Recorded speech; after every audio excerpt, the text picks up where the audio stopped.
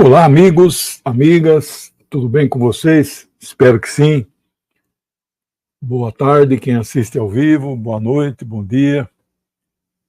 É sempre uma emoção a gente começar um curso novo, mas não é um curso qualquer, é um curso, digamos, de literatura e eu não sou professor de literatura, eu sou apenas um leitor voraz, né? Que não me torna um professor de literatura. Bem, eu fiz hoje um balanço no meu canal, naquela aba playlists, eu localizei 9 cursos já conclusos, que eu já fiz. São eles: Marxismo-Leninismo, Vida e Obra de Engels, Vida e Obra de Stalin, Marx e Lenin foi junto. Concepção marxista de proletariado, Filosofia Oriental, Mao Zedong, Filósofas da Antiguidade, Mártires Africanos e o Massacre de Gaza. Isso totaliza 220 horas de conteúdo de curso no meu canal, sozinho, com apoio aí da minha amiga Luísa, e não é fácil. E para cada hora de curso eu estudo 4 em casa, né? E tem 2 cursos em andamento. História das Religiões, que vai dar umas 50 aulas, está na aula 10. E hoje começamos literatura, os livros mais importantes que devemos ler antes de morrer. Evidente que essa lista que eu elaborei, eu li os livros, senão não poderia falar sobre eles, né? E se eu consultei 3 doutores na literatura, os 3 me devolveram excelente lista. Eu não sei se não quiseram fazer nenhuma sugestão. Eu não vou divulgar a lista hoje por um simples motivo que eu toda hora estou revisando e ainda tenho algumas dúvidas, né, sobre se tem que tirar um ou outro, e toda hora que eu leio esses livros especializados em os livros que você tem que ler antes de morrer, o que eu mais trabalho é esse aqui, 501, mas tem um que é 1001 livros, né? Então, toda hora manipulando, eu tenho vontade de incluir mais alguns e tirar um ou outro. Então, eu não vou divulgar hoje quais são os 30 livros, mas hoje o que eu vou divulgar é qual é o método, como eu cheguei a essa lista, né? Bom, é uma lista, são romances. Então, primeiro, aqueles livros épicos, por exemplo, o Mahabharata, né, que eu não vou dizer que li inteiro, porque ninguém leu inteiro, né? Mas pelo menos o Bhagavad Gita, Odisseia e Ilíada, né? Eu então excluí estes, são poemas épicos, né? Bom, mas eu vou começar com Divina Comédia. Esse eu posso falar porque não vai sair de jeito nenhum. E é uma poesia, né? Mas não tem como deixar de fora Divina Comédia. Bom, a segunda observação metodológica é literatura internacional, porque alguns não doutores que eu consultei, mas não tem um livro brasileiro. Não, porque talvez eu faça uns 30 melhores livros brasileiros. Então, destoa se eu incluísse um ou 2 brasileiros no meio desta. Vocês vão ver, a lista é fantástica e eu espero que quem esteja fazendo este curso possa lê-los de fato, todos esses livros, antes de morrer, né? Então, mas eu sou daqueles que defendem o livro, ele deve ser lido, mas ele pode ser ouvido. Então você pode optar em ler livros através do audiolivro. Tem que prestar mais atenção, e você não tem como anotar. Meus livros, inclusive de romance, são anotados. Eu não deixo de anotar nem em romance, né? A outra hipótese é você ler o livro naqueles e-readers, né? O mais famoso e o inventor disso está bilionário, mora no maior iate do mundo, etc., que é o Jeff Bezos, dono da Amazon, né? A outra opção é você ler o livro naquele aparelhinho, como é o nome na Amazon? Bom, eu comprei a primeira versão, paguei R$700, está numa gaveta, eu não me adaptei, não tenho condições de ler em tela, né? Mas quem tem condições de ler, qual é a vantagem de ler daquele... É que você programa a velocidade, então o texto vai subindo de acordo com o seu ritmo, né? Isso é a mesma coisa no audiolivro, você pode programar a velocidade, né? Bom, o livro tem que ser lido em papel. Esse é o meu ponto de vista conservador, eu não abro mão disso, mas admito que você ouça, que você leia em tela e, no limite, se você mesmo fala, eu não vou conseguir ler todos esses livros que o professor está indicando, e não só eu, tem outros autores que... Entra na internet lá, os 30 livros mais importantes, vem uma enxurrada de sugestões. E uma diferente da outra, porque é a opinião pessoal dos autores, né?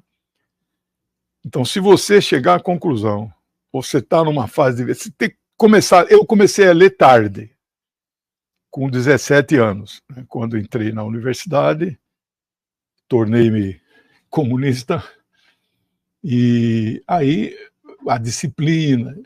Mas é muito tarde. Antes disso, eu lia os livros que os professores exigiam que eu lesse.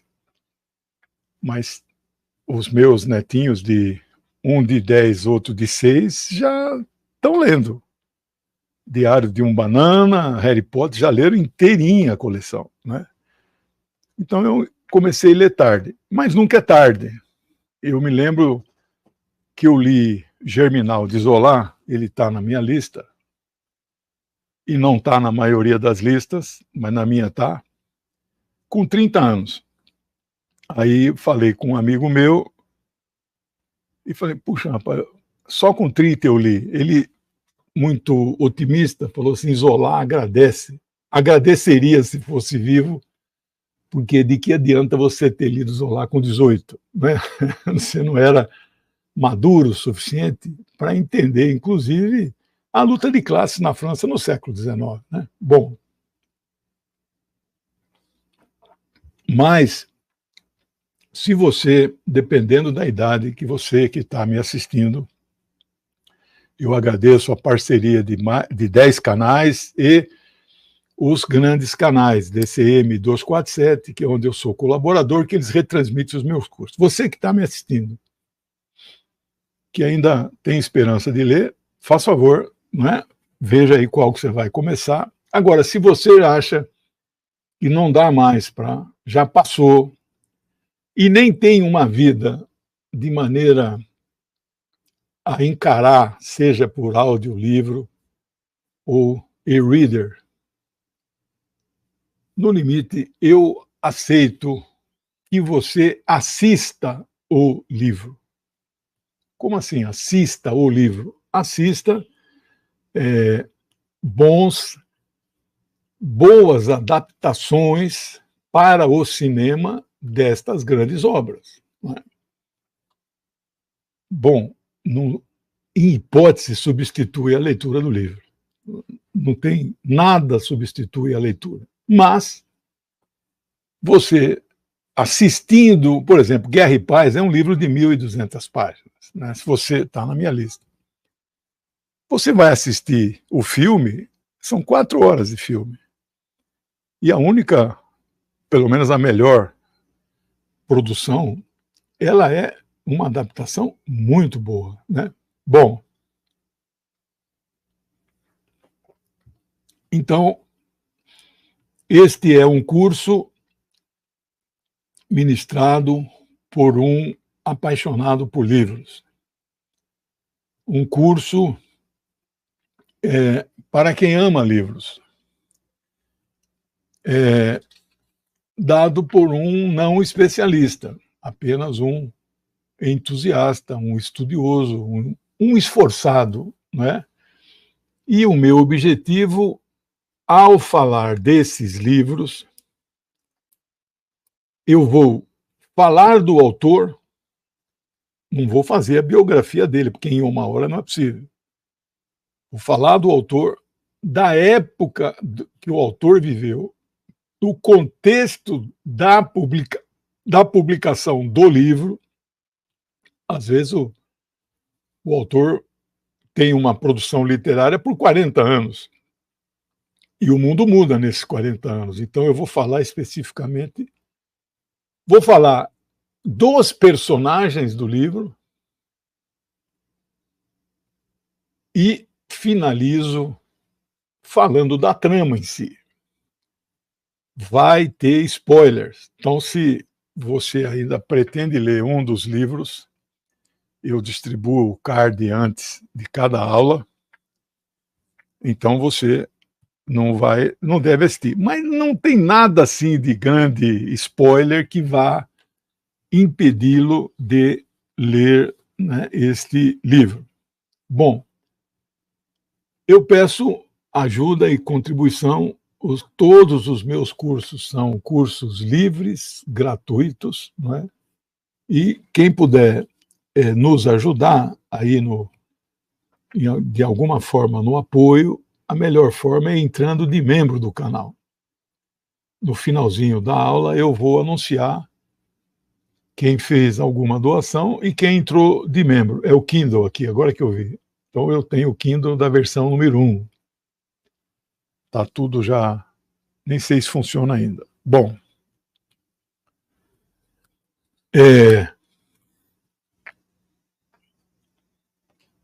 como é um curso livre, ele não tem um plano de aula detalhado. Então a minha ideia é que umas 2 ou 3 primeiras aulas. Bom, primeiro o que eu estou fazendo agora, eu estou apresentando o curso. Isso é o que eu fiz 25 anos na universidade. Entra no primeiro dia de aula, dá um oi, se apresenta o professor, sou eu, e ponho na lousa o plano de aula, de trabalho, né? Na universidade, 4 meses. Então eu estou fazendo o plano. Estas 3 aulas iniciais é uma introdução. E vou começar hoje com o que eu chamo de teoria literária. Bom, o que é isso? Daqui a pouco você vai ficar sabendo. Eu, muito antes de aposentar, não faz tanto tempo que eu aposentei, uns 10 anos, eu dizia assim, que o meu sonho era um dia, depois de aposentado, por puro diletantismo, era eu estudar teoria literária. Então, a vida me levou a estudar. Não sou especialista, não é... se eu fizesse um curso desse tipo, não seria uma faculdade, 4 anos estudando para... Eu quero formar em teoria literária, né? E a segunda aula, não sei se hoje eu termino teoria literária, vai ser na minha área, sociologia da literatura.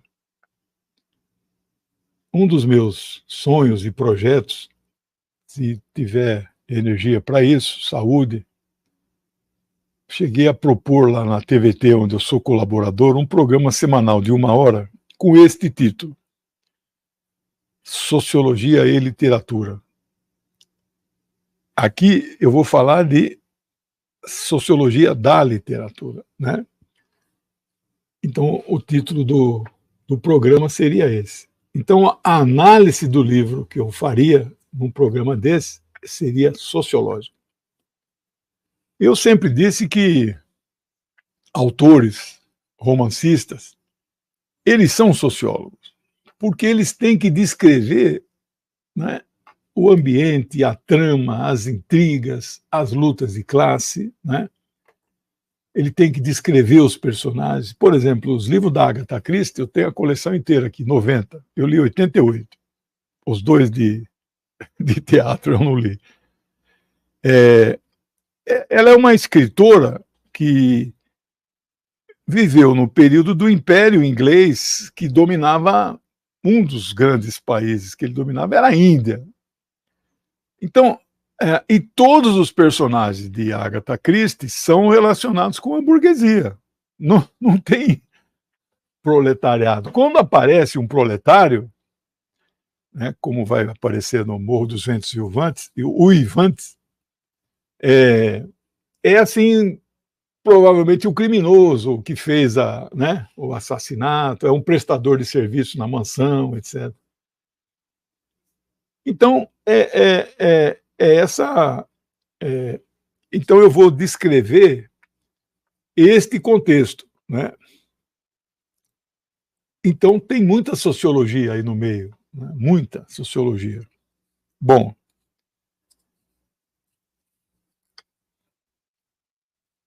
eu falei que não vou falar do Mahabharata, não vou falar do Odisseia e Ilíada, supostamente teria sido escrito pelo Homero, e anotei aqui, não vou falar dos 1001 Noites, que eu li pela minha origem, né, de um povo arabizado, né, é maravilhoso, né?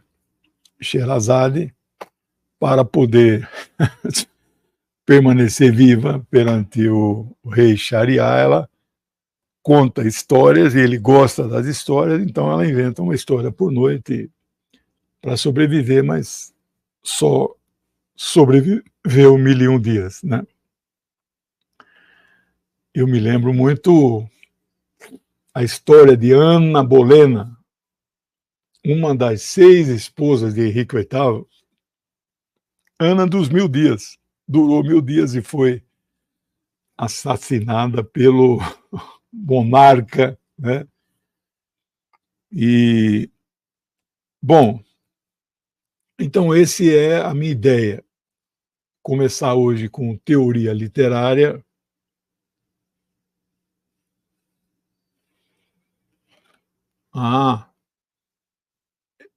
Monteiro Lobato, eu tenho não, agora não, eu estou olhando aqui na minha biblioteca de Alexandria, o livro está com a minha filha, eu dei para ela, ela leu, acho que quando tinha 12, 13 anos, né? Minha filha é uma leitora voraz e eu espero que meus netos sigam esse caminho, né? Alguém falou aí da Agatha Christie, e claro que o Morte no Nilo, Assassinato no Oriente Expresso, esses livros têm adaptações primorosas. O Assassinato no Oriente Expresso tem várias adaptações. A última, com aquele ator shakespeariano, esqueci agora, ele foi casado com a Emma Thompson. Bom, é a melhor adaptação. Sei lá, né? As mais antigas são bonitas e algumas filmado até, existe até hoje esse trem, né? Bom, eu, evidentemente, sou fã, eu gosto muito de romances de suspense, aqueles policiais que você passa o livro inteiro e só nas últimas páginas é que o assassino é mostra quem é o assassino. Na Agatha Christie, os dois detetives, né, um é profissional, que é o Hercule Poirot, né, Poirot, belga, mas fala francês, e a outra é Miss Marple, uma velhinha muito inteligente, se mete em tudo e ela desvenda os crimes, né? Mas eu gosto de outros, né? Joyce Menon, Patrícia Highsmith. Agora, o que eu gosto muito é o Rex Stout. Uns falam Rex Stout, né? Com o desvendador de crime chamado Nero Wolfe. Nero Wolfe. Eu me identifico com o Nero, porque o Nero Wolfe é gordinho, né? Passa o dia praticamente sentado na poltrona tomando cerveja. Então, cara, ele resolve os crimes praticamente sem sair da poltrona. Então, ele, com as massas cinzentas, como ele diz, ele tem um ajudante, evidentemente. Se passa tudo na década de 30. A obra dele, acho que 8 livros foram traduzidos em português. Livros em outras línguas, eu leio várias, né? Espanhol, inglês, francês, mas não romance. Por exemplo, O Último Cabalista de Lisboa, né? Eu tenho a versão em espanhol. Qualquer outra língua que eu leia, a minha velocidade de leitura é muito grande, mas em outro idioma não é a mesma velocidade. E eu não tenho. Hoje eu vi alguém falando, parece o Bill Gates com a mão assim em cima de uma pilha de livros. E o comentário era: Bill Gates lê 50 livros por ano e não abre mão disso aí. Eu anotei, eu comentei, não sei onde eu vi isso. Coitado, não sabe nada o inocente. Eu leio o dobro disso, não abro mão da leitura diária de um período, 1 hora, 2 horas, nada me tira desta. Então, eu poderia ler a obra inteira do Rex Stout, que são 30 livros, mas ler em francês, né, não dá. Então eu espero, ainda mais romances, e eu já falei, quem me acompanha, eu me apresento como escritor. Puro diletantismo. Para mim, escritor é quem escreve romance. Não, professor, mas o senhor tem 23 livros publicados, 22, 23º, Mao Zedong não saiu ainda porque não tem dinheiro para imprimir. Está pronto, né? 340 páginas. Mas o senhor é um escritor? Não, eu sou uma pessoa que escreve livros. Na minha concepção, o escritor é o que faz romance. Eu não tenho essa capacidade, né? A minha mente pequena, perto de escritores, eu não consigo fazer uma poesia. Uma poesia. Minha esposa fala: você nunca fez uma poesia para mim. E nunca farei. Porque eu não tenho essa capacidade da rima. Imagina, então, a capacidade para você bolar os personagens e fazer uma trama. Bom, como eu espero viver mais tempo, não é? Sei lá, estou com 67, quem sabe vou até os 75, 80, nunca é tarde para escrever um romance, né? Mas não tenho muita esperança. Bom, agora vamos ao que importa. Vocês, se estão levando a sério este curso, vocês estão assistindo esta aula com um caderno de anotação e eu quero apresentar para vocês a bibliografia do curso. Quais são os livros que eu vou me basear? Esse aqui é o primeiro deles. Ele está inteirinho anotado. Eu li metade desses livros, não li todos. A outra metade eu conheço, li a sinopse, ou li o resumo neste mesmo livro, que é inteirinho anotado. E eu sei de que se trata, os que eu não li, eu sei o autor, né? Então, eu tenho esta coisa com a literatura que vem de 50 anos. Né? Bom, o próximo livro é um outro livro que eu também tenho aqui na minha... Esse eu não fiz a estatística, eles estão ticados todos os que eu li, mas eu não sei se é 500 ou 600, ou sei lá. Né? Eu li muito, muito, muito, muito. Né? Então, é maravilhoso isso. Eu não falei, se você não conseguir ler, nem ouvir um livro, nem usar o e-reader, né, o Kindle, nem assistir um filme, tem dezenas, se não centenas de canais de pessoas que fazem a sinopse do livro. Então, eu também aceito que, no limite, se nada das opções anteriores deu certo, você assista, mas se também nem esse, porque tem sinopse que as autoras aí, as autores, os canais aí de livros, dura meia hora. Às vezes você não tem meia hora. Aí você, então, eu aceito que você vá num livro como esse. Aqui é 1, 2 páginas por livro. É o resumo do resumo. Eu vou falar muito mais do que tem aqui, sobre os livros que estão na minha programação do curso. Né? O próximo, eu vou trabalhar com 2 autores. Deixa eu ver se primeiro botar a foto deles aqui, ó. Esse é o Harold Bloom. Vou falar dele na hora certa, não é hoje. Considerado o maior crítico literário, não é? Ele não é um cara progressista, de esquerda, né? Mas não importa, não é esse o corte. Eu vou indicar 3 livros dele. Ele escreveu 40, publicado em alguns desses livros em até 40 idiomas, né? E não, vou falar dele sim, nesse curso, nessa aula introdutória de teoria literária eu falo dele. Estadunidense, né? Então, aqui as fotos dele. Foi com ele que eu li os livros que eu vou apresentar dele aqui, eu li, claro.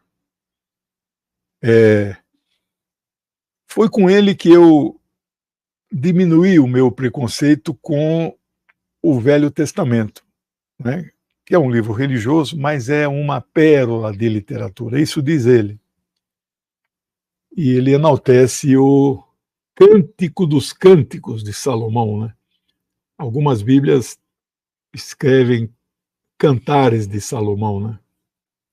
O cara era um porcaria, né? 1000 mulheres, né? Tem gente por aí que fala assim, pô, rapaz, eu fui ler a Bíblia, tornei-me ateu, porque, né, aquilo ali, especialmente o Velho Testamento, aqui ele em um pedacinho da sua biblioteca, provavelmente ele era uma biblioteca imensa, já morreu. O outro autor está vivo, 81 anos, vou falar o resumo da vida dele. Este é o meu autor predileto, eu li vários livros dele, mas ele tem uma infinidade, eu não tenho condições, porque eu tenho que ler livro de filosofia, eu tenho que ter livro de história, eu tenho que ter livro de ciência política, e não tem condições. Então, li 1 ou 2, 3 livros de cada autor, né? Ele é marxista, por isso ele é o meu predileto, né? E ele elogia o Bloom, né? Ele já é aposentado, mas continua dando aula. Ele dava aula em Oxford, hoje ele é professor de Manchester. Terry Eagleton. Beleza? Agora os livros. Do Harold Bloom, este, Abaixo as Verdades Sagradas.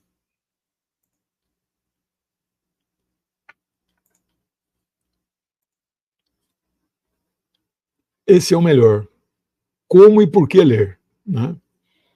Esse eu recomendo que você leia até o final do curso. esse também, do outro autor, Como Ler Literatura. O Bloom ficou famoso pelo cânone, não é, ocidental. O livro chama Cânone Americano, mas ele ficou famoso, conhecido pelo cânone ocidental. Então ele reúne a nata do pensamento ocidental. Aí não tem nenhum russo, aí não tem nenhum autor lá do Oriente, né? E, aliás, falando em Oriente, só nos chegam, no máximo que nos chegaram foram os autores russos. Os persas, chineses, indianos. O indiano Salman Rushdie, né? Eu li The Satanic Verves, teve que ler no original, porque nenhuma editora brasileira se dignou a traduzir. Depois parece que os versos satânicos foram traduzidos, não sei se Editora das Letras, mas na época foi assim. Ele foi condenado à morte, né, pelo líder da Revolução Iraniana, Khomeini. Eu apoio a Revolução Iraniana, mas nesse caso eu não concordei com a perseguição. É uma coisa muito interessante. Dele eu li também Os Filhos da Meia-Noite e outros. Mas há uma lenda por detrás daquele momento em que o Alcorão foi compilado, que alguns versículos, por isso ele chama de versículos satânicos, que o Maomé, ele ditava, inspirado no anjo Gabriel, em Deus, né? E os seguidores tomavam nota. E alguns destes não chega a ser um poema, né? Alguns destes versos disseram que foi inspiração do diabo. Por isso que eles são satânicos e foram excluídos do Alcorão. Isso ninguém sabe se é verdade ou não, mas como o autor, né, de um romance, ele tem a liberdade, né? Por exemplo, O Nome da Rosa, do Humberto Eco, que eu li quando saiu no Brasil, em 86, é uma maravilha, né? E olha, pode assistir o filme, a adaptação do Jean-Jacques Annaud, é perfeita, né? A reconstituição da época perfeita, com o Sean Connery, né? William de Baskerville, né? Lembrando o primeiro romance policial de Sherlock Holmes, né? O Cão de Baskerville, né? E o ajudante dele, né? Adso, né? Adso de Melk, era um mongezinho que era o ajudante dele, está lá no mosteiro para desvendar os crimes, né? Eu não vou contar aí o final, porque esse aí não pode contar, esse spoiler aí é Adso de Melk, é o monge. Mas ele inspirou em quem? Meu caro Watson, que era o ajudante do Sherlock, né? Esse Eco é maravilhoso, li também a obra inteira dele. Tem 120 capítulos, o Nome da Rosa. Cada capítulo começa com uma citação. Ele, quando lançou, deu uma das coletivas, ele disse: só 2 dessas citações eu inventei. 118 são verdadeiras. Ele nunca contou para nós quais eram as falsas, né? Mas não importa. Outro que enganou, mas é um engano gostoso, né? Que é a liberdade literária, aquele Jostein Gaarder, que escreveu O Mundo de Sofia. Espero que vocês tenham lido, né? E minha filha leu também quando era menina, né? Maravilhoso. Eu li a obra inteira dele, a obra literária. Tem um livro dele aqui que não é o livro das religiões, aí não é um livro romance, né? Mas ele tem muitos aqui no Brasil, Dia do Coringa. Mas um livro dele que me intrigou muito é... Ó, pessoal, esse curso é assim, né? Vai falando de livro o tempo todo, né? É o Vita Brevis. Vita Brevis. Vida Breve. É o mesmo título de um livro filosófico excepcional que eu gostei muito, do Sêneca, né? Um tribuno romano muito importante, mas ele era estoico, né? O Vita Brevis é um livro, é uma carta que a esposa, que na época era chamada de concubina, porque ele não foi casado, né? De Agostinho de Hipona. Morreu lá por 404, uma coisa assim. Depois virou santo. Santo Agostinho, um dos doutores da igreja. A igreja diz quem é doutor, né? E ele é um, depois veio Tomás 1000 anos depois. 1000 não, 800. E Flora Aurélio, né? Era o nome dela. E é uma carta que ela escreve para ele, mas arrasando com ele. O que você fez? Você não cuidou do filho que nós tivemos? Acaba com Agostinho. Eu não sei se ele baseou em algo verdadeiro, mas você vai ficar na dúvida a vida inteira. E na introdução, antes de entrar no romance, o romance é a carta, ele conta uma história que, frequentando um sebo na cidade de Buenos Aires, ele é dinamarquês, né? Como eu fui rato de sebo muitos anos, na vida inteira, né? Acho que metade dos meus 10.000 livros é de sebo. Frequentando, fuçando no subsolo dessa livraria sebo famoso, não sei se chama sebo por aí, eu achei lá 2 livros muito velhos, capa de couro, com uma fita com um laço. Na hora, abri aquilo, olhei um manuscrito da esposa de Agostinho de Hipona, Flora Aurélio. Eu acho que é mentira isso, mas ele nunca disse que era mentira, né? Então é a liberalidade ou liberdade poética do escritor, deixar você na dúvida, né? Bom, este é um livro, então você vai comprar um do Bloom e vai comprar esse. Se você quiser ir fundo na teoria literária, né? Aqui é a visão marxista, né?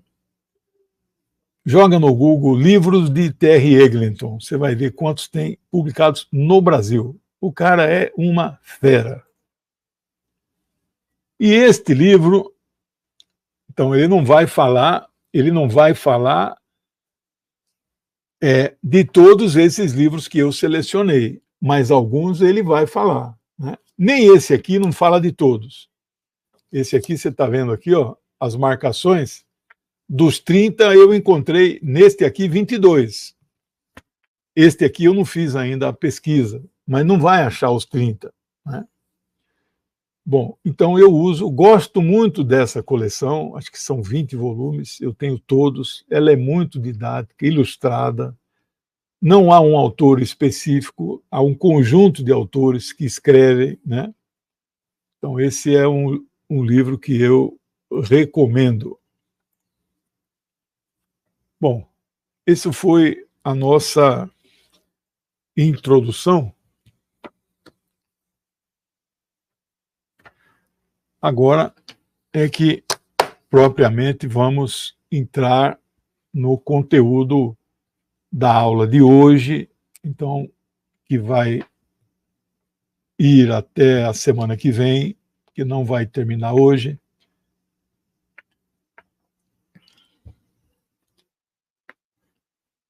Eu não consigo falar e ler, então eu peço desculpas. mas todas as mensagens são colocadas na tela. A Luísa me ajuda muito nisso.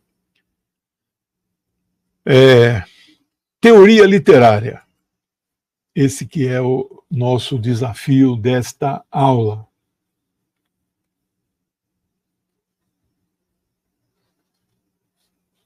Excelente livro e filme, é isso aí.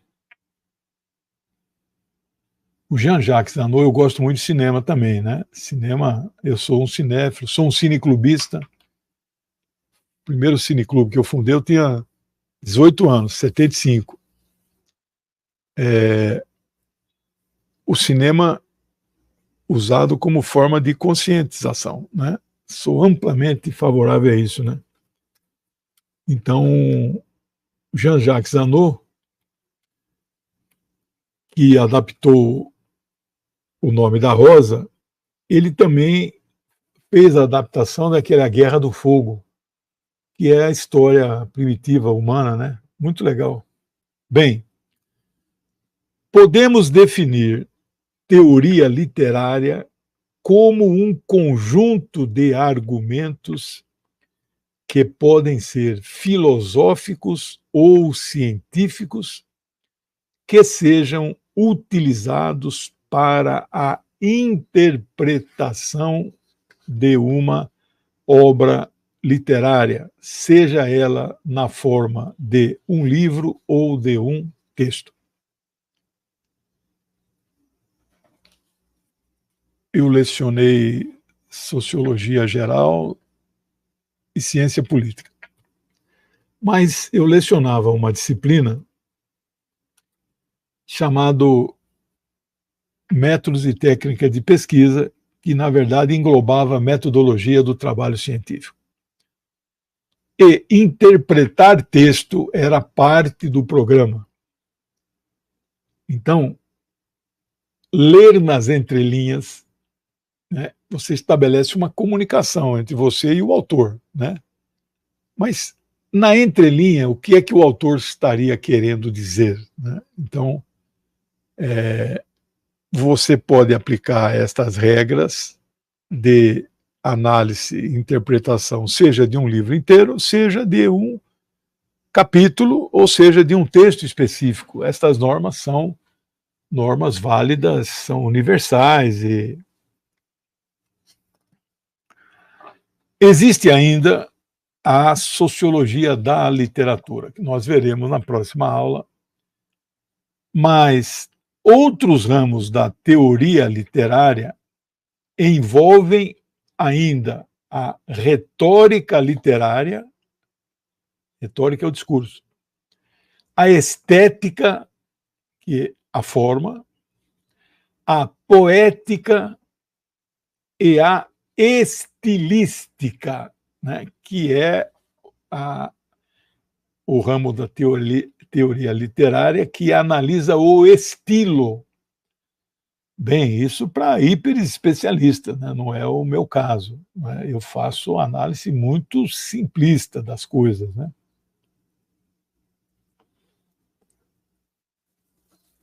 O que possamos dizer, o que é a estética? É um ramo da filosofia que tem por objeto de estudo a beleza e os fundamentos da arte, né? Então, você analisa a estética. Tem 2 livros do Humberto Eco aqui, que eles têm livros de romance e tem os livros não de romances, né? Ele é um especialista em semiótica, né? Mas tem livro também de interpretação de texto e tem, eu olho no quadrante ali que eu sei onde que ele deve estar por ali, né?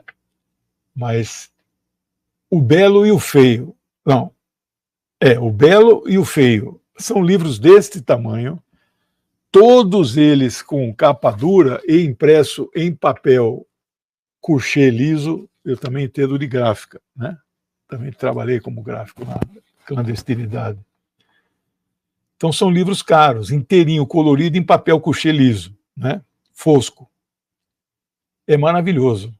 Então ele mostra na arte o que é o belo e o que é o feio, né? Alguns autores relacionam teoria literária com psicologia e antropologia. Então, teoria literária é um ramo da ciência, da literatura, que tem muitas especificidades, né? Pode-se também usar teoria literária como sinônimo de poética, né? Que é uma disciplina teórica que estuda as obras literárias, em especial as narrativas, né?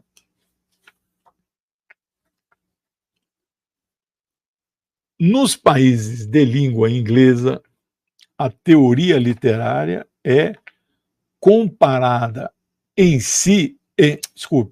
pé de igualdade com a crítica literária. Então, teoria e crítica são quase a mesma coisa nestes países de língua inglesa, ou seja, a própria interpretação de algum livro de literatura pode acabar por tornar-se o próprio objeto da teoria, né? Então, o Bloom é o especialista nisso, né? Ele interpreta livros e o seu texto, o seu livro de interpretação de autores acaba virando um objeto de estudo da própria teoria literária. Deu para entender?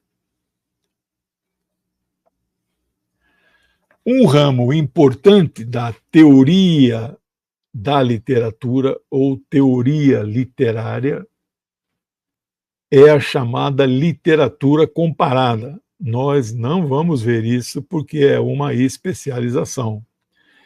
O que eles fazem? Eles comparam diferenças entre textos literários e os seus respectivos grupos linguísticos, aí envolvendo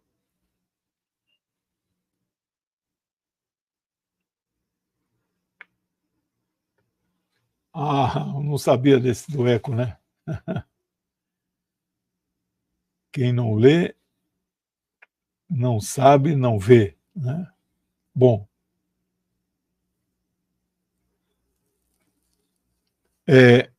então, a comparação desses grupos linguísticos aí envolve regras gramaticais, intertextualidade, cultura e nacionalidade. Destas 4 palavras, intertextualidade, nós temos que destacar e entender o significado. É quando damos significados a um texto, usando outro texto, como citação, alusão, tradução, paródia. Então, eu estou analisando um texto e faço uma citação, às vezes dentro do corpo do texto principal, ou às vezes uma nota de rodapé. Eu leio notas de rodapé. Por isso que todos os meus livros e os que eu editei pela minha pequenina editora, eu abri a editora em 19. Estou vendo qual foi o dia exato, estamos completando 5 anos. Eu editei 12 livros meus e 15 livros de amigos. E eu não cobro para editar, me recuso a cobrar. Minha esposa não se conforma, tem que cobrar, não quero cobrar. Um dos meus objetivos na vida é ajudar com que as pessoas publiquem os seus livros, né? É o sonho, às vezes, de ter um filho, plantar uma árvore e escrever um livro, e eu ajudo a fazer isso. Mas é um livro autofinanciado pelo próprio autor, né? Aliás, no livro do Eco, O Pêndulo de Foucault é a história de uma editora que autopublicável, né? Então mas aí o cara cobra, né?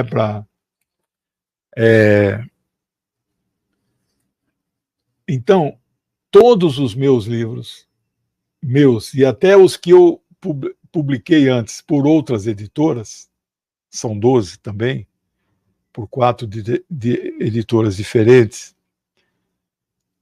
a nota de rodapé tem que ficar na mesma página. Essa história de nota de rodapé no final, eu como leio nota de rodapé, então você fica toda hora, vai e volta. Vai. E o livro que tem 700 páginas?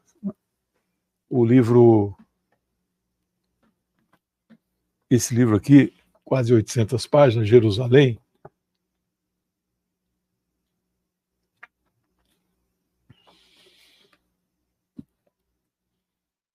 Aqui, ó.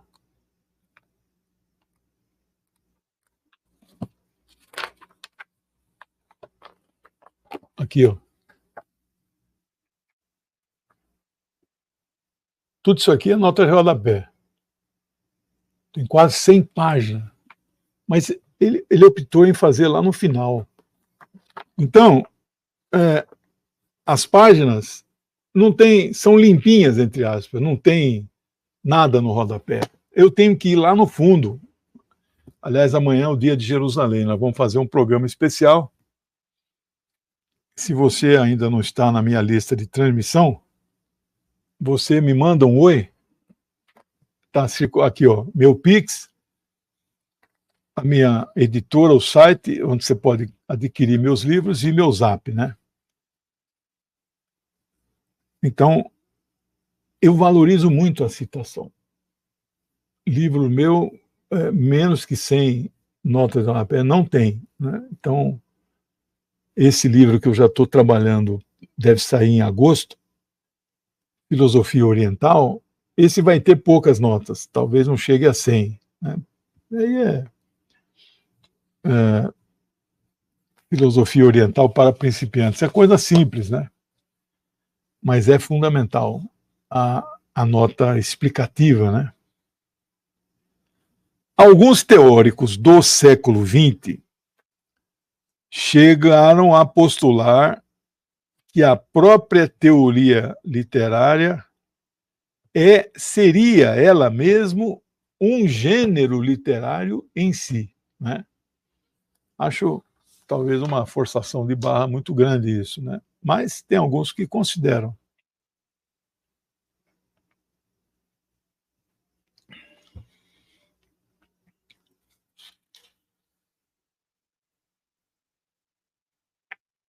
Temos que entender minimamente as grandes diferenças da literatura e seu gênero. Aqui, então, eu vou falar de gêneros literários que faz parte da teoria literária, que é o mínimo para nós fazermos um bom curso, né?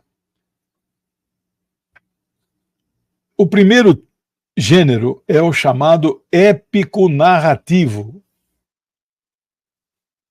Praticamente nós não vamos falar de livros com esta característica.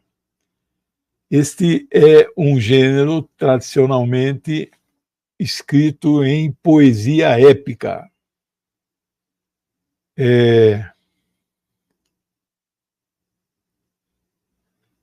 Mas pode envolver romance, peças teatrais. Eu não vou incluir peças teatrais, por isso que eu não vou dar a lista hoje. Eu vou tirar o Hamlet dos 30, né, porque é uma peça de teatro. Eu li a obra de Shakespeare, né? Otelo trata do ciúme, são tragédias, né? O épico narrativo, filmes, né? Tem também narrativas na forma de prosa ou contos, né? Roland Barthes, que é um grande filósofo e meu colega sociólogo francês, já morreu faz muito tempo, morreu de um acidente trágico, viveu só 65 anos, nasceu em 15, morreu em 80. É o grande mestre do estudo da narrativa, diz o seguinte, no seu livro Aventura Semiológica, edições 70, é de 1985, está na página 103. Abre aspas. A narrativa está presente em todos os tempos, em todos os lugares, em todas as sociedades. Começa com a própria história da humanidade. É fruto do gênio do narrador ou possui em comum com outras narrativas uma estrutura acessível de análise. O primeiro livro épico é a chamada Epopeia Gilgamesh, né? Maravilhoso, mas não vai fazer parte do nosso curso. O segundo gênero é o gênero lírico. Ele faz, na maioria das vezes, ele é escrito em versos, explorando a musicalidade das palavras, em especial a sua rima. O livro que melhor trabalha com esta rima, até em um estilo de um cantochão, é exatamente o Alcorão, que é um livro sagrado para 2 bilhões de pessoas. Nós temos que respeitá-los, né? Os outros 2 bilhões são os cristãos, com as suas várias denominações. Estou dando um curso aos domingos, 19 horas, História das Religiões. Já estamos na quinta religião. Domingo agora eu vou começar hinduísmo. Deve ir 2 ou 3 semanas, porque é muito conteúdo, né? O poema épico Ilíada e Odisseia, que é relacionado com a mitologia grega, mas é maravilhoso, mas é poema. Eu não vou. Não, mas o senhor vai falar de Divina Comédia, né? A viagem que o autor faz, né? Ele ama, na verdade, ele amou na vida real, né? A sua amada Beatriz e nunca teve nada com ela, coitado. Era uma época que o pessoal sofria, amava à distância, né? Don Quixote também tinha lá Dulcinea, né? Então ele era imaginário, coitado, era um bom maluco, mas bom no sentido mesmo, uma boa pessoa, né? O cavaleiro fidalgo, né? Com seu grande ajudante Sancho Panza. Mas eu não tenho como não falar, porque Divina Comédia, Lusíadas e Don Quixote, esses três, 1300, 1500, 1600, são os livros mais antigos que nós vamos trabalhar. Depois aí vai caindo já para o século 17, 18, 19, né? Pouca coisa entra no século 20, né? Deixa eu ver aqui, não vou falar os livros, mas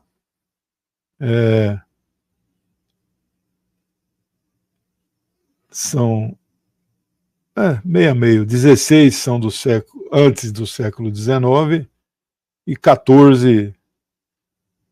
Eu incluí um aqui do Saramago que não consta em nenhuma dessas listas desses grandes autores aí, né?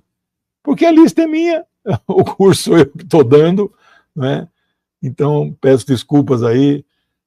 Vocês podem até fazer indicações aqui. Só tem mais 1 ou 2 semanas para fazer, mas mesmo assim não garanto que vou atender, né?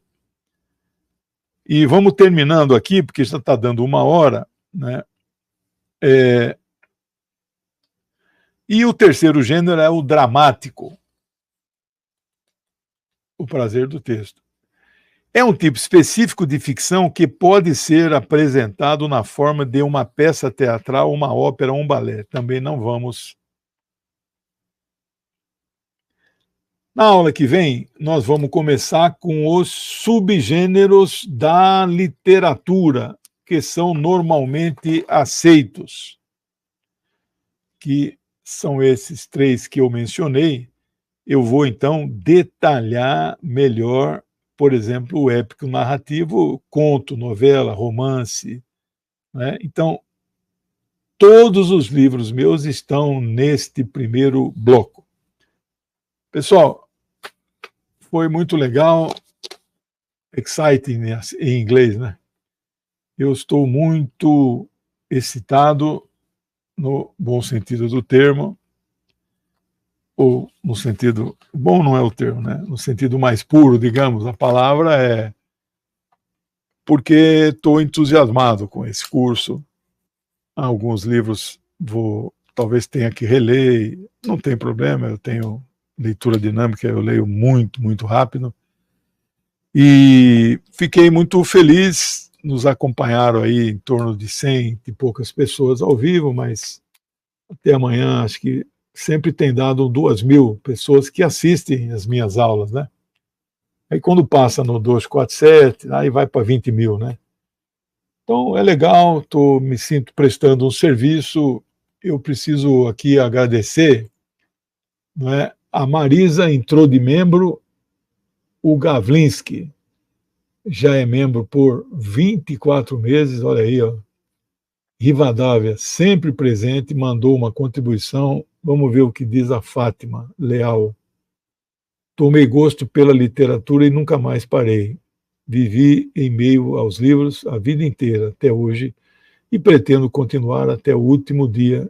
E como creio no céu, espero que tenha uma biblioteca lá. Que legal, eu já não creio no céu, mas eu costumo dizer assim, né? Se existir mesmo esse céu, esse paraíso, não tenham dúvida, os primeiros que vão entrar são os comunistas ateus, né? Porque nós só fazemos o bem, né? O Gavlinski diz: gosto do dispositivo da Amazon, o Kindle, mas o app Kindle para iPhone é ainda melhor. Melhor que tudo é o app Kindle para o iPad. Eu tenho o iPad, mas não uso o app. É simplesmente o paraíso para o leitor compulsivo. Bom, eu acho que não vou conseguir me adaptar. Meu amigo Danilo, apoiador de primeira hora, Danilo, o próprio, ele tem vários nomes, Danilo Antifascista, aí renovando a assinatura, que legal, muito obrigado aí, um grande camarada. O Bretas manda um sticker e o Danilo deu uma assinatura de presente. Não sei como funciona isso, mas eu agradeço muito, estou muito feliz com as doações.